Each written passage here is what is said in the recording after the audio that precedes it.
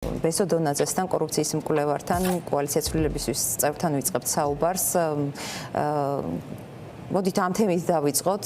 სხვა კიდევ უფრო საინტერესო საკითხსაც უმზადებთ მაყურებელს, რაც უნივერსიტეტების შენობებს ეხება, მაგრამ აი აქ თქვენ რა დაინახეთ, როდესაც კობახიძე ამბობს, რომ ის არაფერ შუაში არ არის კორუფციასთან, მისი ერთი განკარგულებით შესაძლებელი გახდა, თუ აქამდე ეს არ იყო შესაძლებელი, დაენგრიათ მასალები, დაანგრიონ, მასალები გაყიდონ და ამით მინიმუმ 20 მილიონი აი აქვე ამ ერთი განკარგულებით დამატებით იშოვონ. ხო, ძალიან სამწუხარო არის ის, რომ ყველა განკარგულება, ყველა ბრძანება, ნებისმიერი დოკუმენტი, რომელსაც გამოსცემს ქართული ოცნება, არის ფულის საკეთებლად გამოცემული. რომ ქართული ოცნების ჩინოვნიკმა გააკეთოს ფული. აი, ვის ეკუთვნის ეს კომპანია? პარლამენტში ხო არ არის ეს კაც შემთხვევით? ხო, აი საბოლოო შემწყიტველი ვინც არის, იმის კავშირები ქართულ ოცნებასთან ჯერ არ იკვეთება, მაგრამ შუამავალი ვინც იყო, ვისაც უბრალოდ ერთი თვე გადაფორმებული ჰქონდა 2.8 მილიონი დოლარი იშოვა. ნახეთ, როგორი რაღაცა არის ქართული ოცნება მუდმივად ცდილობს, ანუ რამდენიმე ეტაპი ჰქონდა, ასე ვთქვათ, ქართულ ოცნებაში კორუფციის, კარგად რომ გამჯდარიყო ყველა საჯარო უწყებაში. ხო, პირველი იყო, როდესაც მათ შვილებზე, ცოლებზე, დებზე და ძმებზე გადააფორმეს. აი, სუპერულად რომ მოვიდნენ და არაფერი რო არ იცოდნენ და ესე ხამებივით რომ დაეცნენ სახელმწიფო ბიუჯეტს. მერე მეორე ეტაპი იყო, როდესაც უკვე დაიწყეს დამალვა. ხო, ანუ უკვე ისეთ ადამიანებზე დაიწყეს გადაფორმებები, რომლებიც ასე ვთქვათ, ღია წყაროებით არ ჩანდა და ჩვენც ასე ვთქვათ, ძალიან დიდი შრომა გავწიეთ, რომ მერე შემდეგ გვეპოვა მაგალითად სიძის მამიდა ან რაღაცა მსგავსი ადამიანები. და მესამე ეტაპი უკვე იყო, როდესაც მთლიანად მიუშვეს, უკვე აღარ აინტერესებდათ, ანუ ესე პირდაპირ გადავიდნენ, რომ პირდაპირ აძლევენ ქონებას ჩინოვნიკებს, ანუ აღარც მალავა, ეხლა უკვე ფაქტობრივად აღარ მალავენ.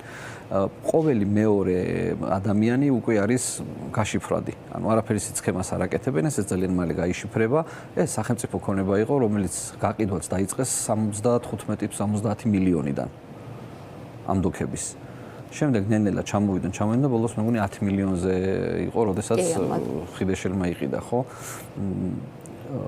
ეს დაშლაც, შემდეგ სასტუმროც აშენებას, ამ სასტუმროს ააშენებენ, რესტორანს ააშენებენ, ამის უკან აუცილებლად იქნება ქართულ ოცნებასთან დაკავშირებული რომელიმე პირი. ან ბიზნესმენი იქნება, ან პარლამენტის დეპუტატი იქნება, არა გამორიცხულია უბრალოდ მაგ ადგილას, სადაც ივანიშვილს ჰქონდა, ანუ ინტერესები, მას უნდოდა, ხო, რაღაც 2013 წელს პრემიერი რო იყო, მაშინ იძახდა, რომ ეს უნდა დავშალოთო. მოვიდა თუ არა დაიწყო ამაზე საუბარი. ხო, მოვიდა თუ არა, მშვიდობის ხიდი უნდა დაეშალა, იქ უნდა დაეშალა, ანუ თავის სახლიდან რო იყურებოდა რაღაცები არ მოწონდა ეს რო დახედა და ხა იქ უნდა რო იყოს სასტუმრო. ეთქობა ის ძველი რიყე მოწონს, ის რესტორნები რო იყო ჩამწკრივებული მანდ. უკანონოდ აშენებული და გარეთ ქუჩაში. კი, და სხვა შორის ერთ-ერთი იყო, აი წულუკიანის კომისიაზე იყო, რომ რიყეზე გავიარეო და ადგილი ვნახე და რესტორანი ავაშენეო თუ გახსოვთ, იქ მიწვეული რო იყო და მე დამინგრიესო, ანუ უკანონოდ რო ქონდა ყველაფერი გაკეთებული.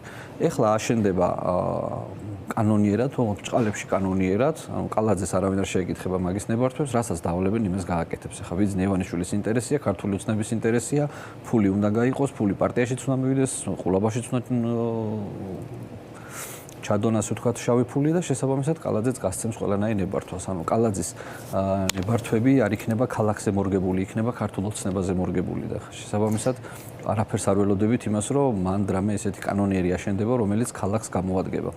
ეს არის პრივატიზაცია. პრივატიზაციის ერთგვარი ბუმი აქვს გამოცხადებული და უკვე ვიცით, რომ საუნივერსიტეტო შენობებს დაადგეს თვალი, გუშინ გაიმართა შეხვედრა, მოუწია ირაკლი კობახიძეს გაერთიანებაზე, თბილისის სახელმწიფო უნივერსიტეტისა და ტექნიკური უნივერსიტეტის გაერთიანებაზე უარის თქმა, მაგრამ იქვე თქვეს, რომ შენობები გარდა პირველი და მეორე კორპუსისა და ისეთი შენობებისა, რომელიც იდენტობას წარმოადგენს ამ უნივერსიტეტის, ну ალბათ აქაც ტექნიკური უნივერსიტეტის შემთხვევაში სათაო კორპუსებზე ელაპარაკი, ამის გარდა ყველაფერი შეიძლება გაიყიდოს. ჩვენ ახლა დანამდვილებით არავინ არაფერს არ გვეტყვის, მაგრამ მაყურებელს მინდა უთხრა, რომ ბატონი ბესოს დახმარებით, იმ საჯარო წყაროების მიხედვით, რომელიც ხელმისაწვდომია, ანუ საჯარო რეესტრში, რაც არის ამ ორი უმაღლესი სასწავლებლის ბალანსზე, ჩვენ ვეცადეთ სურათი შეგვექმნა, რა ქონებას ფლობს ეს ორი უნივერსიტეტი, რომლის გაყიდვაც შესაძლოა ძალიან რეალური გახდეს მალე. მაყურებელი მალე დაინახავს ამის ვიზუალურ სურათსაც, რა მასშტაბზეა საუბარი? ხო, მოკლედ ეხლა ჩვენ რა ქონებასაც ვაჩვენებთ, ეს არის ქონება, რომელიც მხოლოდ თბილისშია განთავსებული. ჩვენ ანუ დროის გამო ფიზიკურად არ ჩაეტევა ის დანარჩენი ქონება, რომელიც თბილისის გარეთ, ან დანარჩენ საქართველოში არის რეგისტრირებული ამ უნივერსიტეტებზე, ტექნიკურ უნივერსიტეტზე და ივან ჯავახიშვილის თბილისის სახელმწიფო უნივერსიტეტზე. შენობა ნაგებობები არის, რომელიც ეკუთვნის სახელმწიფოს, ანუ ეკონომიკის სამინისტროს ბალანსი არის, მაგრამ არსებობის ვადით არის განთავსებული უნივერსიტეტები და ასევე არის არის ქონება, რომელსაც პირდაპირ უნივერსიტეტები ფლობენ. გაერთიანების შემთხვევაში რაღაც ტექნიკური უნივერსიტეტის გარდაქმნის შემთხვევაში, რომ მხოლოდ ტექნიკური საგნები დარჩება და ჰუმანიტარული ჩამოშორდება. მოკლედ, საბოლოო ჯამში ისე მოხდება, რომ შემცირდება სტუდენტთა ნაკადი, ანუ ჩამოშორდა ასევე უცხოელი სტუდენტები, რაღაც გარკვეულ კვოტას ადგენენ, რამდენმა ადამიანმა უნდა ისწავლოს სახელმწიფო უნივერსიტეტში და შესაბამისად დაიწყება ამ შენობა ნაგებობების გამოთავისუფლება. ხოლო შემდეგ კიდე ამ შენობა ნაგებობების ან აუქციონის წესით გაყიდვა, ან ერთლარად გადაცემა, ჩუქება და რაღაცა საპრივატიზაციო, უბრალოდ საინვესტიციო პირობით მიცემა. ოღონდ აქ არის ერთი მთავარი პრობლემა, ყველაზე დიდი პრობლემა, ჩვენ ვიცით ქართული ოცნების ბუნება, ანუ ქართული ოცნება როგორ მუშაობს ვიცით. შესაბამისად, მათ მიერ გაყიდული ყველა შენობა ნაგებობა მოხდება ისევ მათ ხელში. ჩვენ შეგვიძლია ავიღოთ ერთი მაგალითი, ეს არის სპორტის უნივერსიტეტის ტერიტორია, რომელიც თბილისში კი არა, საქართველოში არის ყველაზე ძვირად ღირებული ადგილი, რომელიც ყველაზე იაფად იყიდა ქართულ ოცნებასთან დაახლოებულმა პირმა. ასევე მოხდება აი ამ შენობა ნაგებობების, რომელიც თბილისის ცენტრალურ ნაწილში არის განთავსებული და თითქმის ყველა შენობა ნაგებობა არის ისეთ ადგილას, რომელსაც აქვს ასე ვთქვათ, კარგი კომერციული ფასი. ვთქვათ, ძირითადად ეს არის ვაკე და ეს არის ვაკე, ხო, სახელმწიფო ტექნიკური უნივერსიტეტის შემთხვევაში კოსტავას ქუჩა ფაქტობრივად მთლიანად. კი ბატონო. და აი ეს პირველი კორპუსი ვიცით რომ არ გაიყიდება, მეორე კორპუსიც გითხრეს რომ არ გაიყიდება. ისტორიული სამუზეუმო, ასე ვთქვათ, ეს სტატუსის, ძეგლის სტატუსის მატარებელი არის და ასე შემდეგ. და ხო, ეხლა GPI-ს, ეგრეთ წოდებულ GPI-ს, ანუ STU-ს კორპუსებზე, რომელიც კორპუსში არჩევს, რომელი არის აქ ისტორიული მატარებელი, ადმინისტრაციული კორპუსი, პირველი კორპუსი, მეორე, მეოთხე, ხო, აქაც ნახოთ, რომელი კორპუსი მოეწონება ხა ვიზუალურად, ესეც მათი არის დამოკიდებული. ეს ქონება გაიყიდება ისევ ქართული ოცნების ჩინოვნიკებზე. და ეს იქნება მათი გამდიდრების ერთ-ერთი წყარო. ბატონო, ბევრს გაუჩნდა განცდა, რომ ეს რეფორმაც, რომელსაც დეფორმას უწოდებენ, აი, სწორედ ამ ინტერესიდან ამოდის, ანუ იმ ინტერესიდან როგორ იშოვოს უფრო მეტი ფული ქართულმა ოცნებამ, რომელსაც მოდით ვთქვათ, რომ ძალადობრივ სისტემებს ჭირდება შენარჩუნება, ჭირდება დაფინანსება, ჭირდება ფული, ხო? ანუ აი უკუღმა ამ ინტერესებიდან ამოვიდნენ და შემდგომ დაიგეგმა სხვა რაღაცები, რასშიც არის პოლიტიკური მდგენელი თავისუფალი აზრის შეზღუდვა. ძალიან მარტივი მოცემულობა გვაქვს მსოფლიოში და მათ შორის საქართველოს არ არის გამონაკლისი.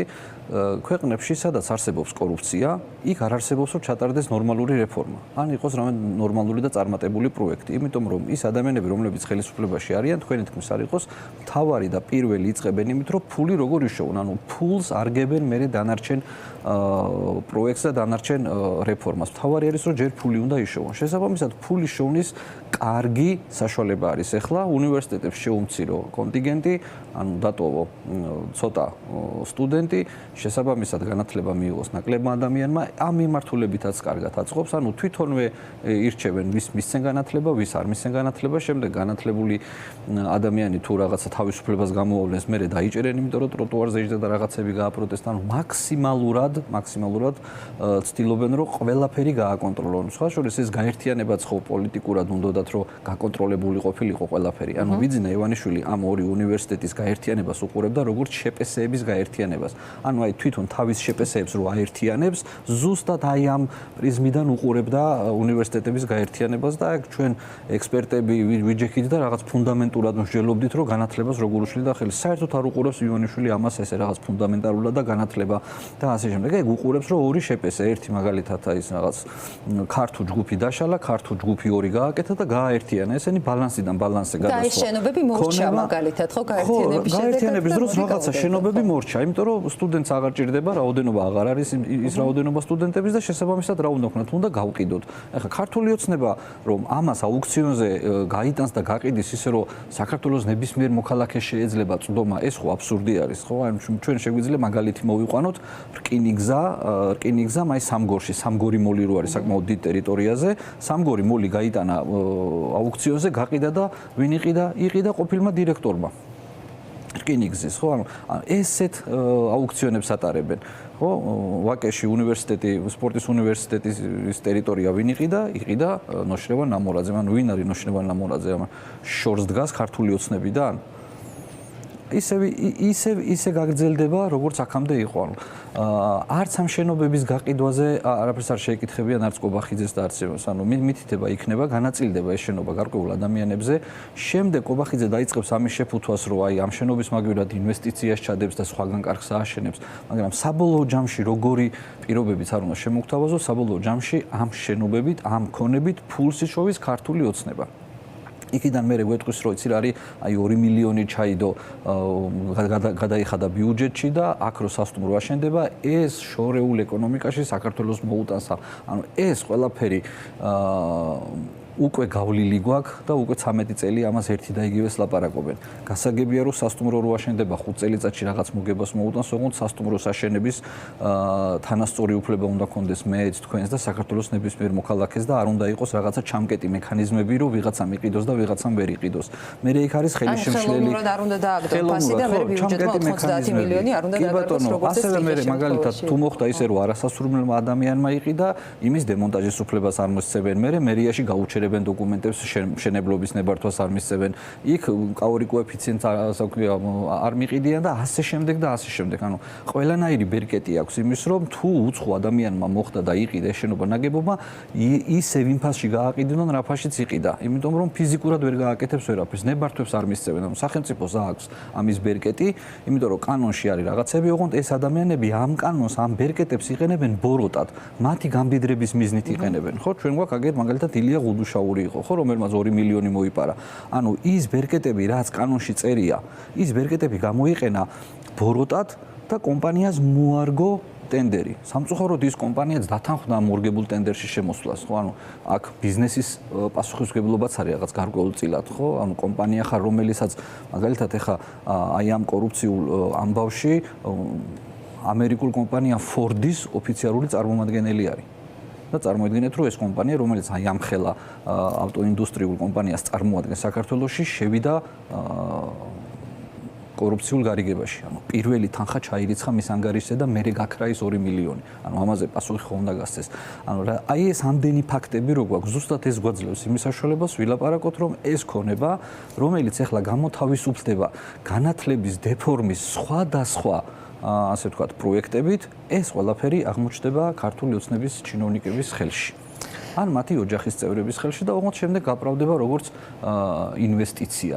ჩხარტიშვილს მიყიდიან რომელიღაცა კორპუსს და იტყვის რომ აი ჩადებს 2 მილიონს.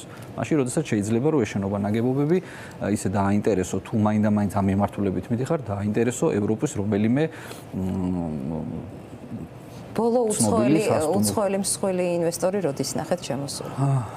ხო, ეს სტატისტიკაშიც აისახება, რომ ბოლო იმედი აქვთ. გონიო კწანისის სადავო მშენებლობას არ გულისხმობს და ჯერის მშენებლობას დასადგენია ინვესტიცია არის თუ არა. ჯერისიც არ დაწყებულა, მაგ გონიოზე და კწანისის ტყეპარკზე პირადად დავრეკე და $3,000 მთავაზობდნენ, ანუ უკვე შემიძლია ხა $3,000 გადაიხადო და შენი ფულით დაიწყება. ხო, ანუ ჩვეულებრივი სტანდარტული. ან თქვენ იქნებით ინვესტორი, თანაინვესტორი. ხო, მე ვიქნები ინვესტორი, თან ასე ვთქვათ, გაყიდვების აგენტიც გეუბნება, რომ შენ იქნები განახორციელებ ინვესტიციას, ანუ ჩვენ საქართველოს მოქალაქეები ან არასაკრებულოს მოქალაქეები, რომლებიც გადაწყვეტენ, რომ იყიდონ იქ მიწის ნაკვეთი, თვითონვე დაიწყებენ მშენებლობას, ანუ არანაირი 6 მილიარდი, რომელსაც რაღაც დუბაიდან ჩამოვა, ვიღაცა ჩამოიტანს, ან საქართველოში რომელიმე ბანკში დადებს და შემდეგ აქ დაიწყება ან მშენებლობა იმ ფულით ნორმალურით არაფერი მსგავსი. აი ზუსტად ეს იაშენებს საქართველოში დღეს 99% კომპანიები. რო იწყება პროექტი, დაიდება პროექტი, Facebook-ზე გააკეთებენ გაყიდვებს და იწყება ფაქტობრივად ჰაერის გაყიდვა, დაჯავშნი ასე რომ თქვა, წინასწარ შესატან შეიტან და მერე შემდეგ უკვე მერის რეგულაციით სანამ ფასადი არ დამთავრდება, ბანკი არ გაძლევს სესხს, მაგრამ ყოველ შემთხვევაში რაღაცა გარკვეული ფული შეგაქვს. ანუ ესეთი არის ინვესტიცია, ანუ აქაც გვატყუებენ. ანუ პროფესიონალ თაღლითებთან გვაქვს საქმე, რომლებიც აი ერთი მიმართულებით ძალიან ბევრ საქმეს აკეთებენ. აი მაგალითად განათლების ეს დეფორმა რო დაიწყეს, ბევრი მიმართულებით მოედნენ. და აქცენტებს ახლა რაღაც ნორმალური და განათლებული საზოგადოება მთავარ აქცენტს აკეთებს განათლებაზე. და როდესაც განათლება გაქვს პრიორიტეტად და ღელავ რომ შენი მომავალი თაობა იყოს განათლებული, ამ დროს შეიძლება გამოგჩეს ის რომ რაღაც შენობა ნაგებობას ყურადღება აღარ მიაქციო. ანუ აი ეს არის ძალიან ისეთი კომპლექსური შეტევა ხოლმე. ეს კარგად დაგეგმილი, კარგად აწონდაწონილი, ესე რომ ვთქვათ, ეხა საბოლოო ჯამში რა მივიღეთ, ხო? პირველი რაც თქვა კობახიძემ თავიდან, რომ ტექნიკური უნივერსიტეტი იქნება მხოლოდ ტექნიკური და ჰუმანიტარული, ასე ვთქვათ, ჩამოშორდება, ზუსტად ის რეფორმა განახორციელა, ოღონდ აკადემიური, ასე ვთქვათ, წრე ტაში დაუკრა, იმიტომ რომ გაერთიანებაზე, მადლობა ბატონ ბიძინას, რომ არ გააერთიანა, აქ მადლობაც კი დაიმსახურა, ანუ თვითონვე აურიეს ეს ყველაფერი, მერე თვითონვე დაიწყეს დალაგება, ამათ მადლობა მოახდევინეს და საბოლოო ჯამში ის შედეგი მაინც მიიღეს, რაც თავიდანვე უნდოდათ. ბოლო კითხვა მინდა დაგისვათ და თქვენივე მსჯელობა მივიძგა, იგივე ხდება, მე მგონი ფასებთან დაკავშირებითაც, ჯერ უწევენ, მე მგონი ფასებს, შემდგომ რამდენიმე თვეში კობახიძის ჩარევით დაუწიეს ორი თეთრით. რაც კვარცხის შემთხვევაში მოხდა, მე რამდენადაც გავარკვიე, იანვარში გაძვირდა და ახლა კობახიძის ჩარევით თუ მისი შუამდგომლობით თუ არ ვიცი ეს როგორ ხდება სინამდვილეში დემოკრატიულ საზოგადოებაში, სადაც ბიზნესი თავის საქმეს უნდა აკეთებდეს, ხელისუფლება თავის საქმეს. აი აქ რა შეიძლება მივიღოთ? ვიცი რომ საზოგადოებისთვის უმტკივნეულესი საკითხია, მარშიც დაიგეგმა პროტესტო საზოგადოებაში შაბათს ფასები გვახრჩობს ამ ხელწოდებით. ალბათ უფრო საზოგადოების მღელვარებაზე საპასუხო იყო ეს ეგრეთ წოდებული ბრძოლა ფასებთან, სადამდე შეიძლება მივიდეს. ეხლა პირველი კობახიძეს რაც აწუხებს, პირველი არის ის, რომ საზოგადოებას უნდა შესთავაზოს დამნაშავე. ეს არის ჯერ პირველი ამოცანა. იმიტომ არის სუსი რო შევარდა და რაღაცას დოკუმენტები ამოვიღეთ. რა დოკუმენტები ამოიღეს? საბუღალტრო აღრიცხვის საიტზე RSG-ზე არის ატვირთული ყველა დოკუმენტი. დაკლიკეთ, ჩამოწერეს ყველაფერი. რა თუნდა ამას სუში შესვლა და საგამოძიებო მოქმედებების დაწყება. მაგრამ ჭირდებათ, იმიტომ რომ უნდა გამოიკვეთოს დამნაშავე. ანუ ვინ არის დამნაშავე, რომ ფასები არის მაღალი. ანუ ქართული ოცნება კი არ არის დამნაშავე. აი ნელ-ნელა ეს რამოდენიმე დღე არის უკვე აი სუპერმარკეტები ყოფილა თურმე დამნაშავე, იმიტომ რომ რაღაცა გადასახადები აი თურმე რაღაცა ყოფილა იქ სადისტრიბუციო ყოფილა და გუშინ სამწუხაროდ ახლა ეთერში ისდენან აი ამ სექტორის წარმომადგენლები და ეხვეწებოდნენ რომ ჩვენზე ბოლომდე ნუ გადაივლის იქნებ სხვებსაც რაღაცები მოაკლებინოთო ხო საბოლოო ჯამში არის ის რომ ნორმალურ ქვეყნებში გადასახადების კლება ხდება საგადასახადო წნეხის შემცირებით ანუ გადასახადების მოკლებით ოღონდ ეს გადასახადების მოკლება ნიშნავს რომ ჩვენ საქართველოს მოქალაქეებს გამოგვითავისუფლდება მეტი ფული მაგალითი შეიძლება ავიღოთ აქციზი, ხო? 40 თეთრი არის 1 ლიტრი ბენზინში. აქციზს თუ გააუქმებს პარლამენტი, 40 თეთრით იაფი იქნება ბენზინი ხვალვე, ანუ მყისიერი შედეგი იქნება. ჯაჭვური რეაქციით მოყვა. ჯაჭვური რეაქცია, მაგალითად, სადისტრიბუციო კომპანია, რომელიც არის, სადისტრიბუციო კომპანიის რომელიმე პროდუქტის ფასში ბენზინის წილი ხომ მნიშვნელოვანია, ანუ საწვავი ჭირდება, რომ ერთი ადგილიდან მეორე ადგილზე მიიტანოს პროდუქცია, ხო? შესაბამისად, იმასაც 40 თეთრით გაუიაფთება. აი ხა გუშინ უყურებდით, საუბრობდა ბიზნესი და მთავრობა. აქ ხალხი სად იყო? აი ერთი იძახის რომ გადასახადებს ვიხდი. რა გადასახადებს იხდის ბიზნესი? ბიზნესის გადასახადებს იხდის ჩვენს მიერ გადახდილს, უბრალოდ სახელმწიფოს ადმინისტრირება უადვილდება რომ ბიზნესიდან ამოიღოს DGG და ყოველ წუთში არ გვდიოს მე და თქვენ რომ DGG ამოიღოს იმიდან სიგარეტ აქციზიდან რამდენ კოლოფ სიგარეტ შევიძენ თან ციციბულას ან შაქარს, ხო? ეს გროვდება კომპანიებში და კომპანიებიდან იღებენ შემდეგ ამ გადასახადებს. ანუ ეკონომიკის წყარო არის ხალხი. აქ ხალხი არის გამოთიშული და ბიზნესი და მთავრობა საუბრობს. სამწუხაროდ მოხდება ერთი რამ, რასაც ახლა მე უყურებ, ის იქნება, რომ ბიზნესი და მთავრობა წავა გარიგებაზე, რაც იქნება ძალიან ცუდი სამომავლოდ. ის რომ რაღაცა შეიძლება 25-30 თეთრი დააკლდეს